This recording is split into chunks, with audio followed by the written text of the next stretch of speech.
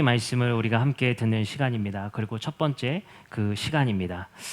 창세기의 그 긴 여정을 끝내고 오랜만에 이제 다음 편인 출애굽기의 말씀을 이어서 들으려고 합니다. 오늘 출애굽기를 시작하겠다라는 제가 미리 사전 예고를 했어야 되는데 또 예고를 하지 못했습니다. 또 오늘 보니까 휴가철로 인해서 많은 자리가 또 빈자리가 또 보이는데 녹화본을 봐서라도 오늘 말씀을 꼭 듣고 다음 장에 또 이어서 말씀을 들었으면 좋겠습니다. 출애굽기 말씀을 제가 준비하면서 창세기의 말씀을 다 잊어버렸을까봐 또 내심 또 걱정을 하면서 또 준비를 했었습니다. 창세기의 말씀을 우리가 이어서 이 출애굽기가 진행이 되는데요. 우리가 기억했으면 좋겠습니다. 창세기의 마지막은 요셉 이야기로 마무리가 됐었죠. 근데 그 이야기의 마지막은 그러했었습니다.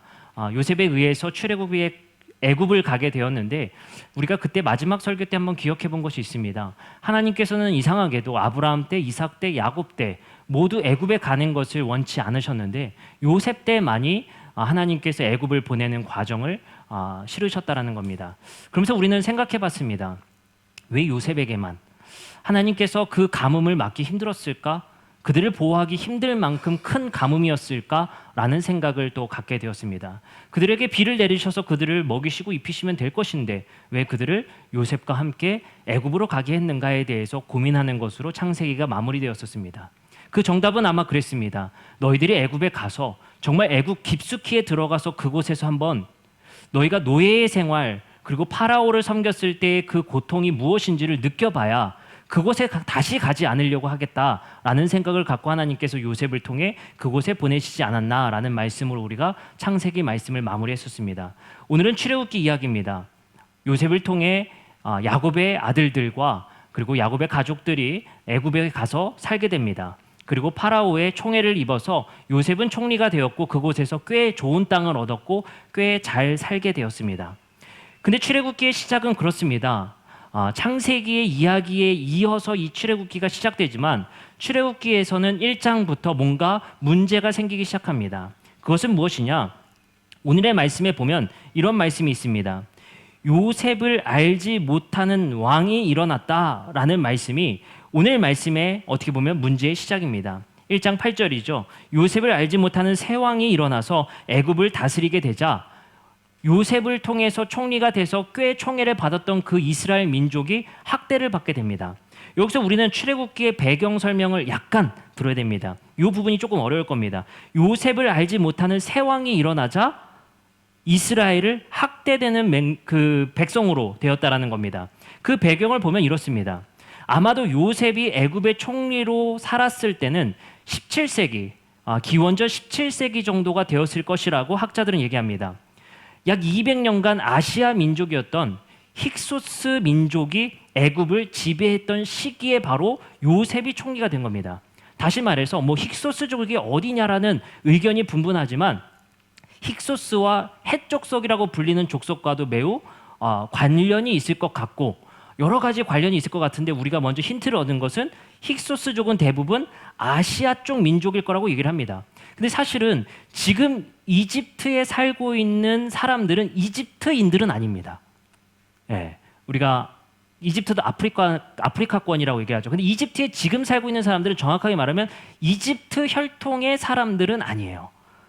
이집트 사람들은 조금 더 검고 원래의 민족들은 지금의 민족들과 조금 다른 형태의 사람들입니다. 지금 이집트 사람들은 본래 이집트 사람들과 알렉산더 대왕의 그 어떤 명령에 의해서 그리스인들과 많이 혼혈되어서 섞인 사람들이 지금 이집트인들이기 때문에 이 요셉 시대나 이 지금 출애굽 시대, 모세 시대의 이집트인들과 지금의 이집트인들은 또 조금 다른 사람들입니다. 어찌됐든 이집트에 전쟁이 일었었는데 이집트의 원주민들이 그 왕의 자리에서 쫓겨나고 힉소스족이라는 아시아 쪽 계열의 민족이 애굽을 다스릴 때가 있었습니다. 그때 요셉이 총리가 된 거예요. 여기서 우리는 한 가지 알 수 있는 거예요. 요셉이 어떻게 총리될 수 있었느냐 했을 때 애굽을 다스리고 있었던 그 왕권이 아시아 쪽 계열의 민족이었기 때문에 그래요. 그렇기 때문에 자신들이 순혈통의 이집트인들이 아니기 때문에 다른 민족의 사람들을 총리로 등용할 수 있었던 그 마음이 있을 수 있었던 겁니다. 사실 이집트인들, 오리지널 혈통이었던 애굽 사람들이 왕권을 가지고 있었던 파라오 시대였다라면 절대로 그럴 수가 없습니다. 그러나 힉소스족이 애굽을 다스리고 있었기 때문에 요셉을 총리로 등용할 수 있었기 때문인 겁니다. 근데 문제는 뭐냐? 오늘 1장 말씀의 8절에 요셉을 알지 못하는 새 왕이 일어났다는 것은 무엇이냐면요, 힉소스족은 애굽의 15와 16 왕조의 통치자를 배출했던 왕국입니다. 근데 문제는 기원전 1550년경에 애굽의 18왕조의 창건자 아모시스 1세가 힉소스족의 통치를 종결시켜버립니다. 그때가 이때쯤이 되는 거예요. 그 말이 뭐냐면 힉소스족이 무너지고 본래의 순혈통 이집트 사람들이 왕권을 되찾게 됩니다. 그래서 1490년에서 1436년경에 투트모세 3세에 이르러서 팔레스타인, 시리아, 애굽 지역까지 다 정치적으로 통치하게 됩니다. 그러면 그 시기에 이르러서 이제 어느 때에 이르게 되냐면요, 우리가 지금 읽고 있는 이 출애굽기 1장의 배경은 우리가 많이 들었던 람세스 2세 1279년에서 1213년 13번째 아들이 통치할 때에 일어났었던 사건입니다. 역사적 기록에 의해서는요. 그래서 람세스 2세가 13번째 아들 람세스 2세가 통치할 때에 이스라엘이 지금 학대를 받는 배경 속에 있다는 겁니다. 이거 어렵죠? 저는 괜히 지금 읽어드렸다 생각이 듭니다. 근데 이 배경을 좀 알아주셔야 돼요. 예. 저도 읽으면서도 어떻게 이거를 설명해드려야 되나 고민을 많이 했었는데, 어찌됐든 그 통치권이 바뀌면서 이스라엘이 지금 현재 학대의 시작이 됐다는 겁니다. 그래서 요셉이 총리로 있었을 때 얼마나 그 영광이 있었겠습니까? 근데 그 힉소스족이 쫓아나고 람세스가 이제 다스리는 때가 되어자 이제 이스라엘을 다시 노예로 전락시키고 그들을 통치하는 시기가 이르게 됩니다. 한 가지 유물을 우리가 발견하게 되는데요. 그게 뭐냐면요, 람세스 2세의 13번째 아들인 메르넵타라는 사람이 있었습니다. 그 사람이 쓴 석비가 1896년에 발견되는데 그게 메르넵타 석비라고 합니다. 그게 뭐가 써 있냐면요, 그 석비에는 자신들이 승리했었던 나라를 다 기록을 하게 됩니다. 그리고 자신들이 노예로 삼았었던 나라들을 다 기록하게 됩니다. 그 석비를 우리가 잠깐 보면 이렇게 생겼습니다. 네, 이렇게 다 같이 읽어볼까요? 네, 이렇게 생겼어요. 이거를 언제 발견했냐면요, 1896년에 발견해요. 영국 고고학자 패트리라는 사람이. 근데 왜 이 석비가 중요하냐면요, 이 석비에 이스라엘이라는 민족이 기록되어 있는 유일한 석비예요. 그 말은 뭐냐면 이 출애굽 시대의 모세 시대에 있었던 이스라엘과 애굽이 어느 정도 접촉되어져 있었고 역사적 사실이라는 기록이 이 석비를 통해서 드러나게 된 것입니다. 그렇기 때문에 람세스 2세부터 13번째 아들 메르넵타 왕이 통치할 때까지 이스라엘을 정복하고 이스라엘을 착취하고 압제했었던 그 전쟁의 기록이 이 석비의 기록됨을 통해서 중요한 문헌으로 발견되는 것이 바로 이 석비가 되게 됩니다. 그래서 우리는 이 모세 시대와 출애굽 시대가 어느 정도 때이고 왜 이들이 착취당하고 압제당했는지를 배경적으로 설명을 드리게 된 겁니다. 다시 한번 설명드리면 힉소스가 다스릴 때는 아시아 민족이었기 때문에 요셉을 등용할 수 있었지만 본 혈통이었던 람세스가 등장하자 이스라엘을 다시 노예로 삼게 되는 역사적 현장이 오늘 성경 본문에서도 등장합니다. 그래서 1장 8절에 요셉을 알지 못하는 새 왕이 일어났다는 것은 바로 람세스 2세의 시대의 왕이 일어남을 통해서 이제 이스라엘이 대접받지 못하고 노예로 전락하는 모습이 등장한다라는 것을 오늘 말씀을 통해서 보게 됩니다. 그러면 오늘 이제 드디어 본문의 말씀을 우리가 함께 들으면서 설교의 말씀을 본격적으로 들어보도록 하겠습니다. 이제 그 배경 속에서 이스라엘을 학대하고 보복하기 시작했고 노역을 부과하기 시작하게 됩니다. 근데 그 이유가 뭐냐면요, 이렇게 말씀에 쓰여 있습니다. 출애굽기 말씀에 그가 그 백성에 이르되 이 백성이 이스라엘 조선이 우리보다 많고 강하도다. 자, 우리가 그들에게 대하여 지혜롭게 하자. 두렵건대 그들이 더 많게 되면 전쟁이 일어날 때에 우리 대적과 합하여 우리와 싸우고 이 땅에서 나갈까 하노라 하고 라고 9절부터 10절에 써 있습니다. 파라오가 이스라엘을 학대하게 된 이유는 뭐냐? 그 백성이 우리 자산보다 많아지고 강해질까 봐 그 노예들이 반란을 일으켜서 또 힉소스처럼 우리를 점령할까 봐 걱정이 된 겁니다. 지금 이제 그 왕권을 되찾은 지 얼마 되지도 않았기 때문에 저 노예 민족들이 너무 많아지면 다시 우리에게 반역을 저질러서 우리를 점령할까 두려워서 이제 그 파라오가 지혜를 짜내게 됩니다. 그래서 9절부터 10절의 말씀에 이런 말씀이 있는 거죠. 우리가 그들에 대하여 지혜롭게 하자. 이대로는 안 된다는 거예요. 그래서 파라오가 그들에 대해서 지혜롭게 하자는 겁니다. 그래서 오늘 본문의 1장의 말씀은 두 가지의 쟁점을 보게 되는 것입니다. 파라오의 지혜와 하나님의 지혜입니다. 그래서 첫 번째 우리는 파라오의 지혜가 무엇이었는지를 살펴봤으면 좋겠습니다. 첫 번째 지혜는 11절에 나옵니다. 파라오의 지혜는 이스라엘 백성들을 어떻게 하면 그 강함을 꺾고 그리고 그 성장을 멈추게 하여서 그들을 어떻게 하면 우리 아래에 계속해서 지속적으로 노예로 둘 것인가에 대한 지혜입니다. 그 첫 번째 지혜는 11절에 나옵니다. 감독들을 그 위에 세우고 그들에게 무거운 짐을 지워 괴롭게 하자. 그들에게 바로를 위하여 파라오를 위하여 국고성 비돔과 라암색을 건축하게 하니라 라는 지혜를 짜게 됩니다. 그 지혜는 바로 무거운 짐을 지워서 괴롭게 하자는 겁니다. 그래서 14절에 무슨 말씀이 있냐면요. 어려운 노동으로 그들의 생활을 괴롭게 하니 곧 흙 이기기와 벽돌 굽기와 농사의 여러 가지 일이라 그 시키는 일이 모두 엄하였더라 라고 말합니다. 첫 번째 바로의 지혜는 이스라엘의 집을 꺾기 위한 바로의 지혜는 무엇이었느냐? 무거운 짐을 지어서 괴롭게 하고 어렵게 해서 그들을 더 고되게 하자는 겁니다. 근데 놀랍게도 그 첫 번째 지혜는 실패하게 됩니다. 놀랍게도 이스라엘의 인구는 힘들게 하면 힘들게 할수록 더 늘어납니다. 뭐 이런 지혜 아니었겠습니까? 힘들게 해서 밤에 바로 잠자게 만들자. 뭐 이런 지혜 아니었겠습니까? 뭐 바로 골아떨어지게 만드는 거죠. 도저히 다른 생활을 할 수 없게끔 만드는 겁니다. 근데 놀랍게도 이스라엘은 체력이 대단한지 인구수가 더 늘어나더라는 겁니다. 그게 이스라엘의 모습이었습니다. 그 첫 번째 지혜의 모습 속에서. 근데 이 첫 번째 지혜 속에서 우리는 히브리어 말씀을 통해서 히브리어 언어를 통해서 한 가지 중요한 단서를 찾게 됩니다. 이 파라오의 지혜는 무엇이었냐면요. 14절에 어려운 노동으로 라는 말씀이 쓰여 있어요. 어려운 노동으로. 14절에 나오는 이 어려운 노동이란 말씀에 어려운 노동의 히브리어는 아보다라는 히브리어입니다. 아보다. 그 이게 어원이 어디냐면요. 히브리어의 아보다의 어원이 뭐냐면 아바드예요. 많이 들어보시지 않았어요? 혹시 기억하시는 분은 제가 선물 드리겠습니다. 히브리어 아바드. 어디서 봤었죠? 창세기 2장 15절입니다. 여호와 하나님이 그 사람을 이끌어 에덴 동산에 두어 그것을 경작하며 지키게 하라에 경작하다가 바로 아바드입니다. 성경에서는 하나님께서 이미 이 땅에 노동이라는 것을 부여하십니다. 노동은 저주의 결과가 아니에요. 하나님께서 우리에게 땀을 흘려서 노동하게 하는 것은 하나님의 명령이자 아름다운 것입니다. 바로 이 아바드의 명령을 통해서 에덴 동산의 아담과 하와는 경작이라는 노동을 부과하십니다. 그러나 하나님께서 주신 노동은 그것이 고통이 아니라 괴로움이 아니라 행복이었고 아름다움이었다는 것입니다. 본래의 노동의 본질은 바로 하나님께서 부과하신 아름다운 것이었다라는 사실이 창세기 2장 15절에 나옵니다. 바로 놀랍게도 파라오의 의도는 아니었겠지만 애굽의 왕의 의도는 아니었겠지만 그의 지혜는 하나님이 아름다움으로 주어주신 노동이라는 아바드를 어렵게 만드는 것입니다. 그것을 고통으로 만드시는 겁니다. 파라오의 지혜는 자신의 집을 보존하기 위해서 하나님의 거룩한 명령인 아바드의 노동을 괴로움으로 바꾸는 전략을 쓰는 겁니다.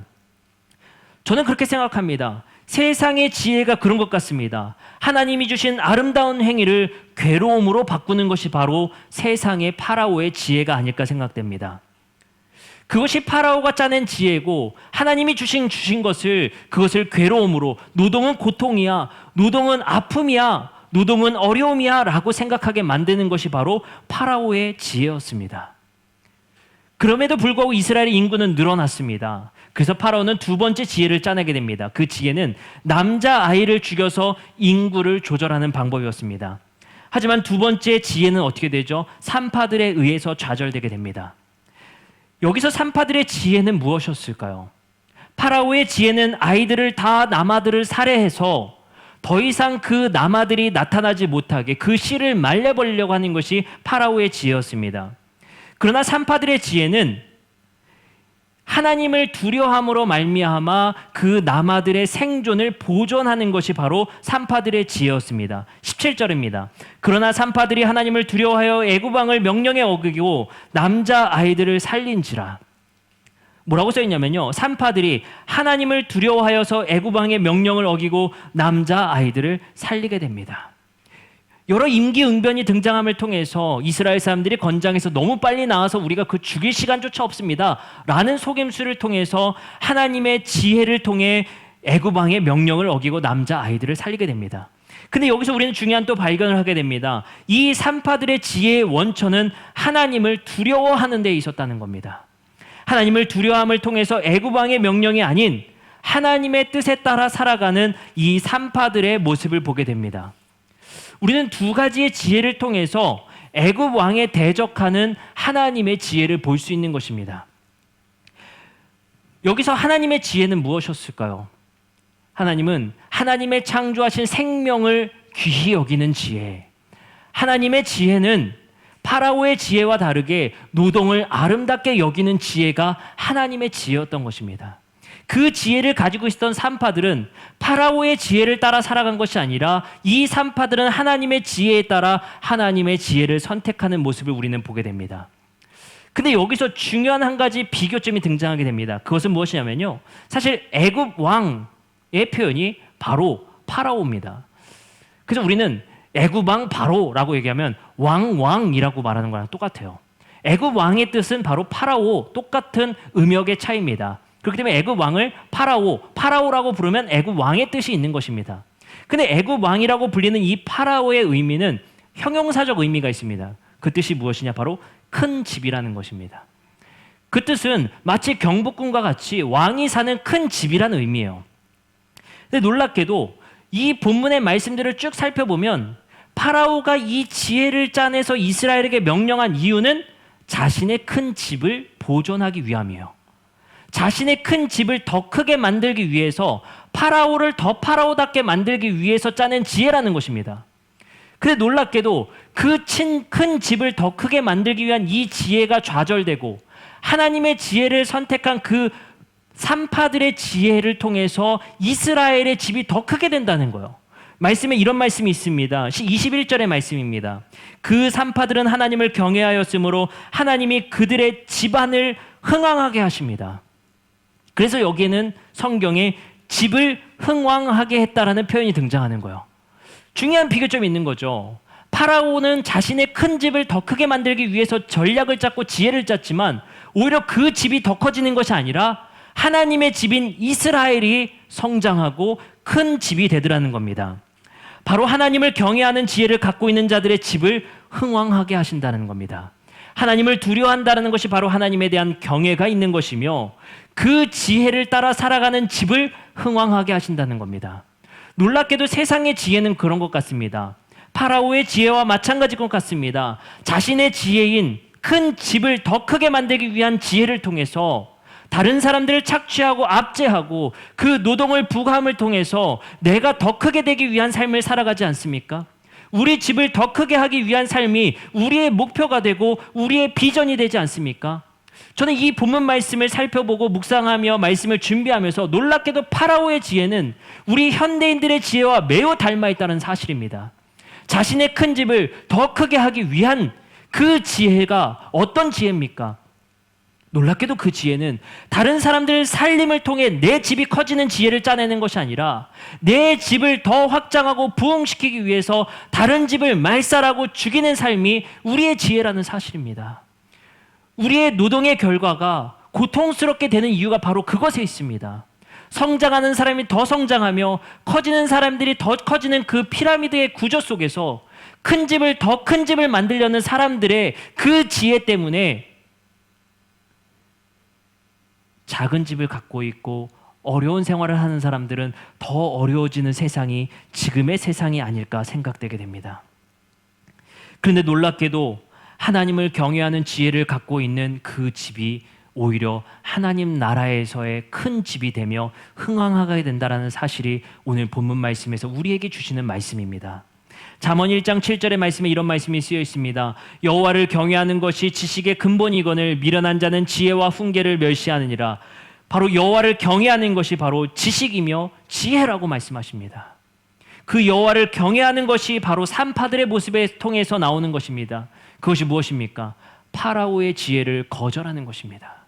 하나님의 두려움을 통해, 하나님에 대한 두려움과 경외함을 통해 파라오의 지혜에 굴복하는 것이 아니라 파라오의 지혜를 대항함을 통해서 살아가는 삶, 그것이 바로 하나님을 경외하는 삶을 살아가며 그 지혜를 소유한 자들의 모습입니다. 그럼을 통해서 큰 집을 만들려는 그러한 지혜를 내어놓는 사람의 집이 아니라 오히려 하나님의 지혜를 따르는, 하나님의 경외하는 지혜를 통해 살아가는 자들의 집을 흥왕하게 한다라는 사실입니다. 하나님을 경외하는 지혜는 우리로 하여금 범죄하지 않게 합니다. 출애굽기 20장 20절의 말씀을 통해서 모세가 백성에게 이르되 두려워하지 말라. 하나님의 임하심은 너희를 시험하고 너희로 경외하여 범죄하지 않게 하려 함이라. 바로 하나님을 경외하는 자들은 하나님 앞에 범죄하지 않게 합니다. 그 범죄함이라는 무엇일까요? 바로 하나님의 뜻이 아니라 파라오의 지혜에 따라 살아가는 것이 바로 범죄인 것입니다. 하나님 앞에의 범죄는 단순히 우리가 우리의 육신적으로 타락하는 모습뿐만 아니라 이 세상의 지혜가 하나님의 지혜보다 앞서 있는 삶이 우리에게 있어서 범죄라는 사실입니다. 하나님을 경외하는 지혜는 우리로 하여금 범죄하지 않게 하며 파라오의 지혜를 대항하게 합니다. 우리는 이 땅에서 저항하는 삶을 살아야 되는 이유는 바로 하나님을 경외하는 자들이기 때문입니다. 그리고 하나님을 예배한 자들이며 하나님을 경외에 대한 표현으로서 우리는 이 시간 이곳에 모여 하나님을 예배하게 되는 것입니다. 교회의 성장은 무엇입니까? 많은 사람들이 얘기합니다. 교회는 성장되어야 된다. 우리 학과목 속에서도 교회 성장학이라는 과목도 있습니다. 누가 묻습니다. 교회는 성장되어야 하는가? 교회 성장이 과연 옳은가라고 묻습니다. 교회는 반드시 성장되어야 합니다.